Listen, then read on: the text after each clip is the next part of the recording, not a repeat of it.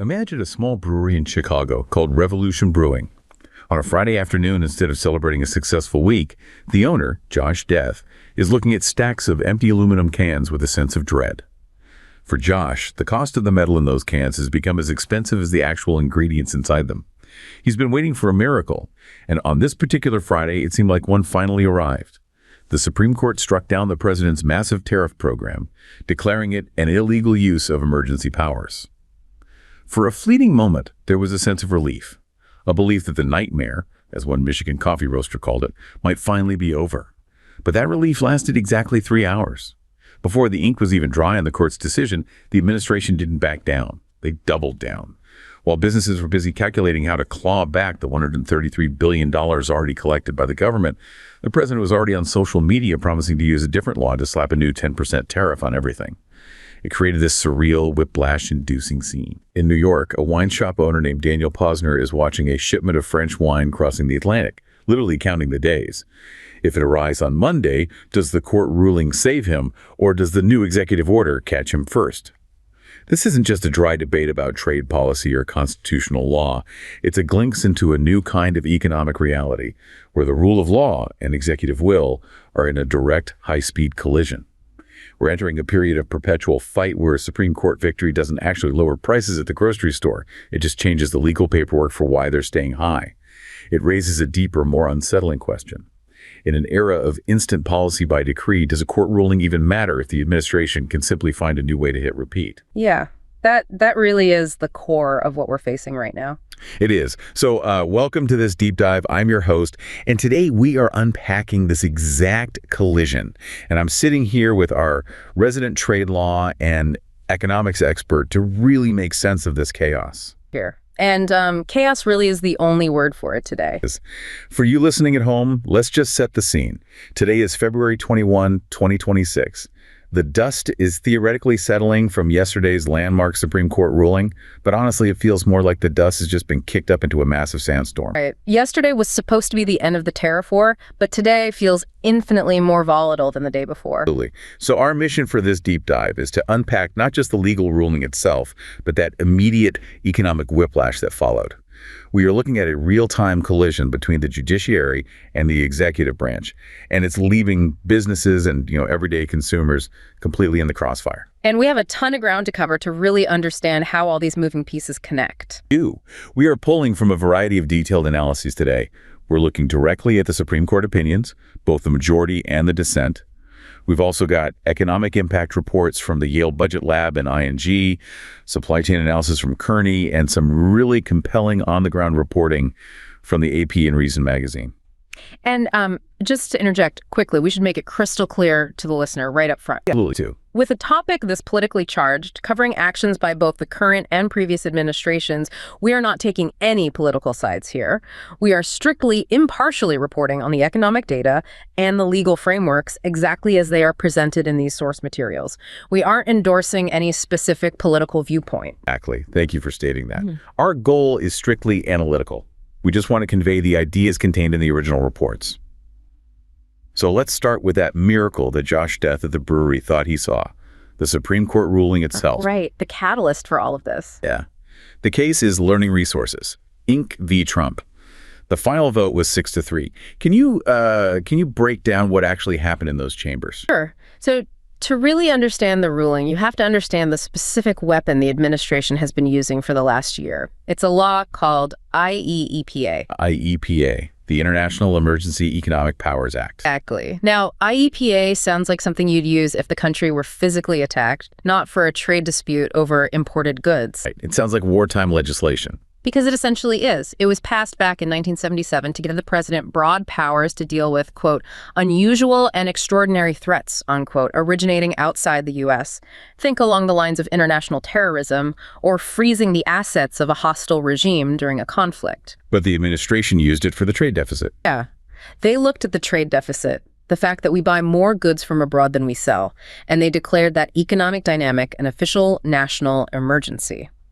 They then used IEEPA to slap sweeping tariffs on a massive range of imports, trying to force that deficit down through sheer executive power. And yesterday, the Supreme Court finally stepped in and said, hold on a second. They did.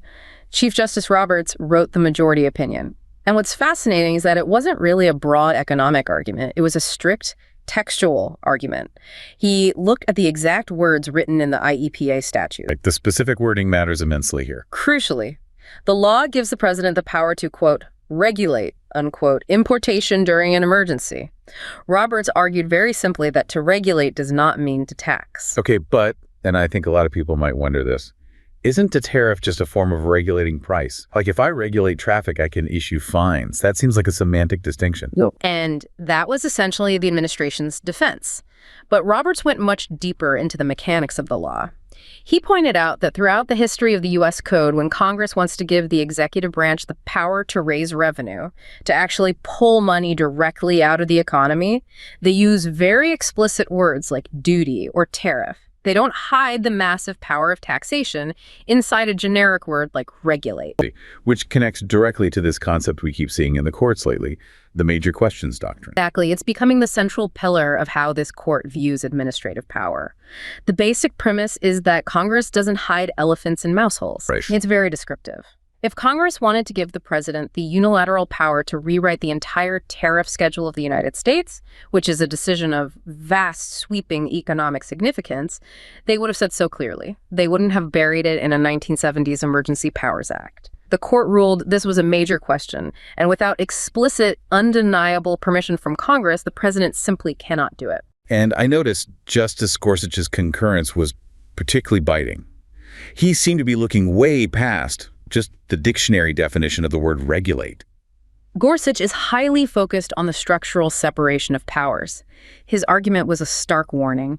He said if you accept the administration's view that regulate means tax and emergency means basically anything the president dislikes at a given moment, then you have effectively stripped the congressional power of the purse and handed it to the White House. You make the president a king in matters of trade. Exactly his point. He argued forcefully that emergency powers cannot become a permanent loophole for unlimited executive authority. So on paper, if you're reading the headlines, this is a massive win for the Constitution. It's a bold reassertion of Congress's power. But here is where the disconnect happens on the ground. I actually heard about a man named Elias who runs a mid-sized electronics assembly plant in the outskirts of Columbus, Ohio. Right in the industrial heartland. Exactly. And for years, Elias operated on thin margins, but he had a rhythm. Then came the sudden invocation of emergency powers and the heavy tariffs that followed. I saw a post from him online where he described the last 3 years not as business, but as navigating a fog. Navigating a fog. That perfectly captures the operational paralysis. He had to pause a multi-million-dollar expansion because he couldn't predict if his components would cost 10% or 25% more by the time the shipment hit the docks. Which means the capital just sits there. No new jobs, no new machines. Right. And when the Supreme Court finally stepped in to strike down the tariffs yesterday, Elias didn't celebrate. He just looked at his empty warehouse floor. The emergency had passed, but the damage to his company's confidence in the government's stability was permanent. Because you can't build a long-term business strategy when the rules change overnight. Exactly. As someone covering these economic shifts, I find Elias's story deeply unsettling. It highlights a critical lack of what we call stable state capacity. When policy becomes a pendulum swinging on the whims of executive orders rather than predictable law, the very foundation of industrial planning crumbles. That is such a vital point. State capacity isn't just about building bridges or running the DMV. The most important capacity a state has is providing a predictable, reliable, legal framework. Yeah, and I've seen many comments echoing this sentiment, that the government's inability to maintain a consistent trade framework is effectively a tax on the future of American innovation. While some might argue the tariffs were a necessary tough stance, the reality for people like Elias is that result-oriented policy cannot exist in an environment of total legal whiplash. He was looking at the Supreme Court ruling and thinking, okay, I won the legal battle, but what happens on Monday? And his fear was completely justified. Entirely justified. Because the administration's response wasn't to accept the ruling, lower the tariffs, and move on. It was to open the legal toolkit and find a different wrench. Which brings us to the 3-hour relief window. 3 hours. Look, let's talk about that countermove, this kind of legislative whack-a-mole policy. It was incredibly fast. The administration essentially said, fine, the court says we can't use IEEPA because of the word regulate. We will just find a different statute that specifically uses the word tariff and use that instead. The ING analysis described this so perfectly. They said the scaffolding of the IEEPA tariffs came down, but the building, the actual protectionist policy itself, remained standing. They just rushed in to shore it up with new legal beams. The legal basis shifted underneath, but the physical reality of the policy didn't budge an inch. Let's dig into those new beams. What exactly did the administration switch to? Because the president immediately posted about Section 122. Right. Section 122 of the Trade Act of 1974. This is a very specific, somewhat obscure tool. It provides authority to deal with balance of payments deficit. Why? Basically, if the U.S. is sending out significantly more money than it is bringing in, the president can impose a temporary import surcharge of up to 15%. But the catch is, it's strictly limited to a period of 150 days. 150 days. That's just 5 months. It's essentially a temporary patch. It is a Band-Aid, but it's an instant Band-Aid.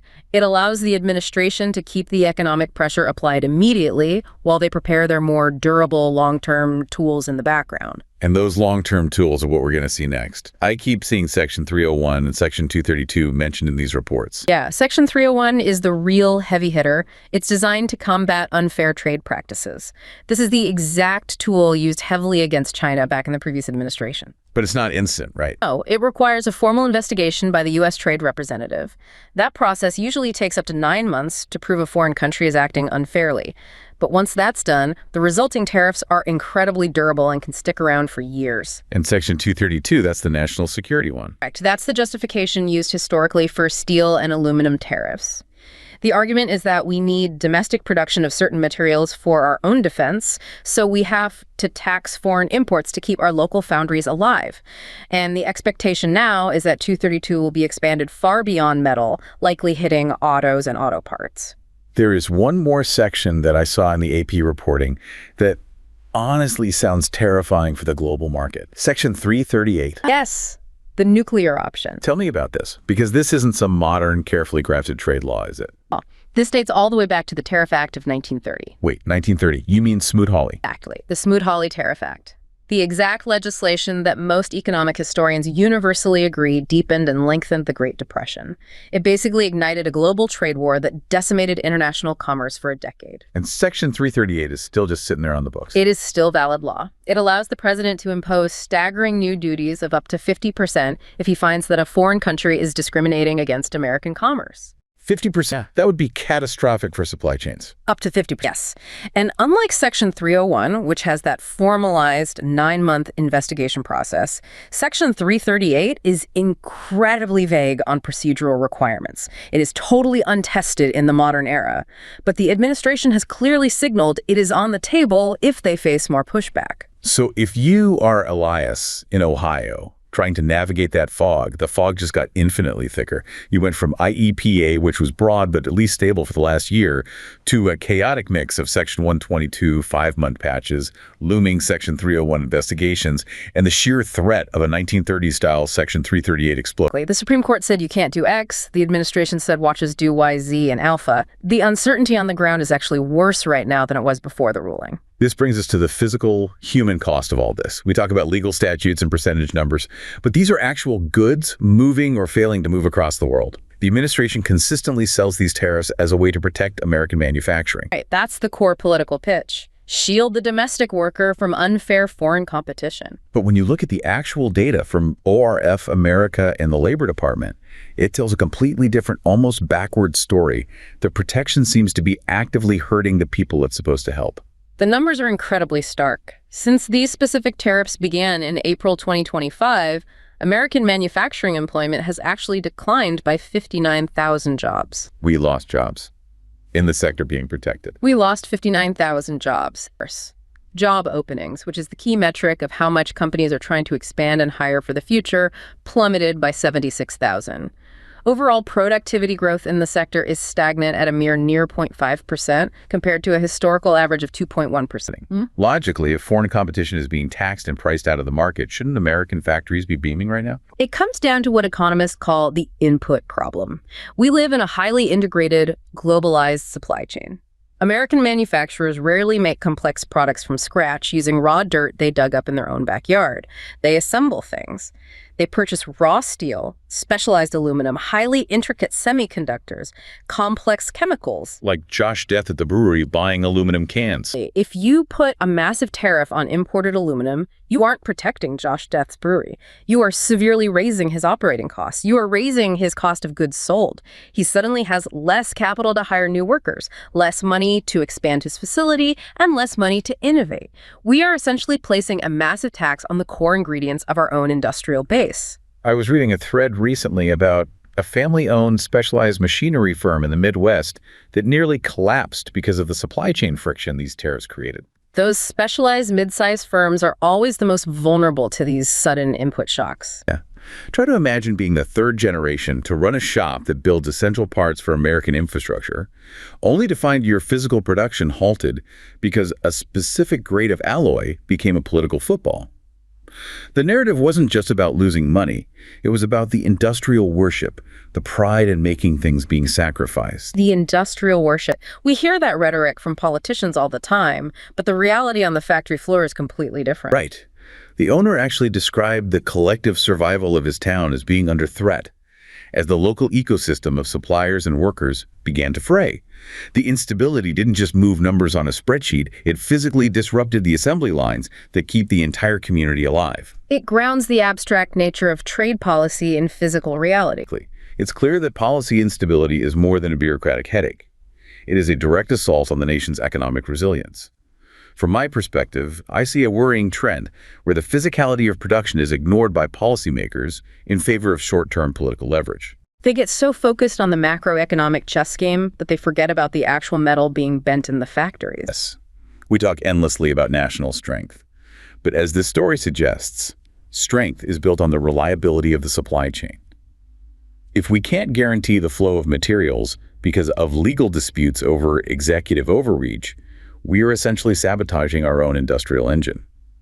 It's a harsh reminder that without a result-oriented approach to trade, the collective pays the price in lost capability. And that essential reliability you're talking about, the Kearney Supply Chain Navigator report argues that it is disappearing entirely. They call this new era structural volatility. Structural volatility. What's the difference between structural volatility and just regular volatility? It's a fundamental shift in baseline expectations. In the past, volatility in the supply chain was episodic. Meaning it happened in distinct episodes. Right. A major hurricane hits the coast of Florida. A massive container ship gets wedged in the Suez Canal. A labor strike shuts down a key port for 2 weeks. These are episodes. They happen, they cause immense pain, you scramble to fix them, and then you eventually return to a normal baseline. Normal being a calm, predictable sea. Exactly. But Terry's analysis argues that there is no more calm sea. Volatility is now structural. It is permanently built into the very architecture of global trade. Between climate change disruptions, rising geopolitical tension, and now this perpetual fight over executive trade policy, intense instability is simply the default setting. So how on earth do you run a profitable business if chaos is the default setting? You are forced to shift your entire operational model from resilience to absorption. Unpack those terms for us. Sure. Resilience is the ability to bounce back.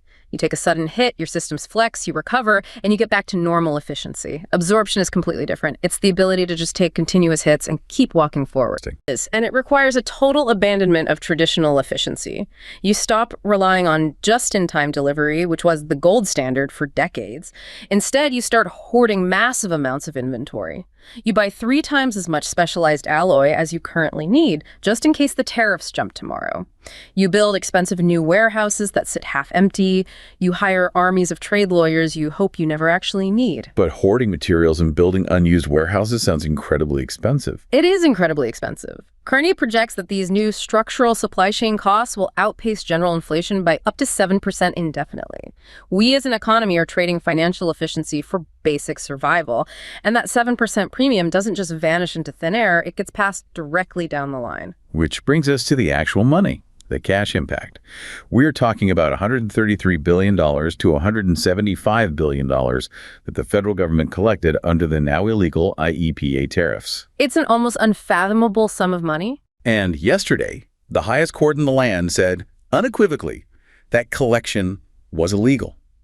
So the logical, common sense next step is a refund, right? If the government takes your money illegally, they give it back. Well, we are stepping right into the refund quagmire. Justice Kavanaugh actually explicitly warned about this exact nightmare in his dissent, didn't he? He was practically waving a red flag. He pointed out that the majority opinion struck down the law, but completely ignored the mechanical reality of how you actually go about returning $133 billion to the private sector. Why is it so complicated? Does the Treasury Department not just have a ledger of who paid what?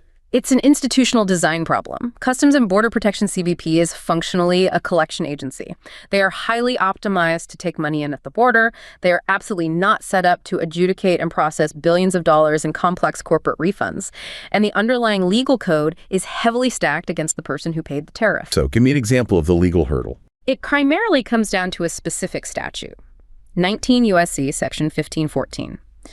Under this law, if you pay a tariff at the border, you have exactly 180 days to file a highly formalized protest document if you think that tariff was applied incorrectly. Okay. If you fail to file that specific protest within that strict 180-day window, the financial decision becomes final, period. Even if the Supreme Court later rules that the entire tariff program was unconstitutional and illegal, if you missed your arbitrary 180-day window to formally complain, you might be entirely out of luck. Great. So imagine a normal small business owner. They get hit with the tariff. They think to themselves, well, the President of the United States signed an executive order. It's the law of the land. I guess I have no choice but to pay it. So they pay. They don't have a corporate trade lawyer on retainer to file a formal legal protest, because why would they? And now the Supreme Court says the whole thing was illegal from day one. That business owner just gets nothing. In all likelihood, they get absolutely nothing. The statute of limitations acts as an impenetrable wall. That seems incredibly unjust. It feels like a trap. It perfectly illustrates the harsh gap between moral entitlement and procedural entitlement. And even for the massive corporations that did have the foresight and the legal teams to file those protests within the window, they now have to actively sue the government to get the cash back. We already have over 1,000 corporate entities filing cases in the Court of International Trade. This litigation is going to take years, maybe a decade, to untangle. I saw a fascinating but frustrating report about a small-scale retailer named Sarah. She got caught right in the middle of the electronics tariffs. During the height of the tariff era, she had to raise prices on every single laptop and tablet in her store just to stay afloat. Now that the Supreme Court has ruled those tariffs illegal, there is a giant pile of $133 billion waiting to be refunded. The massive refund quagmire we just talked about. Right. But as Sarah pointed out in a video I watched, that money is largely going back to the massive importers and corporations who filed the lawsuits, not to the consumers or small shop owners who actually bore the cost at the cash register. Because legally, she isn't the importer of record. The distributor is.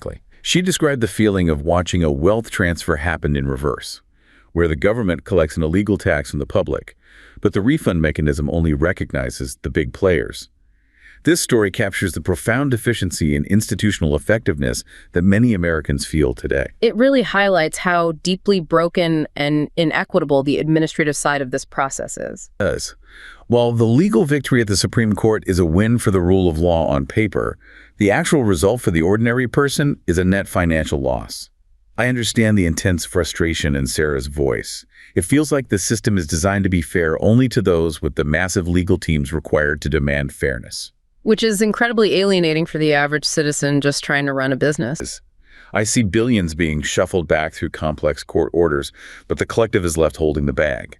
It's a vivid example of how a lack of result-oriented fairness can make even a legally correct ruling feel like a totally hollow victory for the average consumer. And her personal experience is completely validated by the macro data. The Yale Budget Lab ran the numbers on the consumer impact.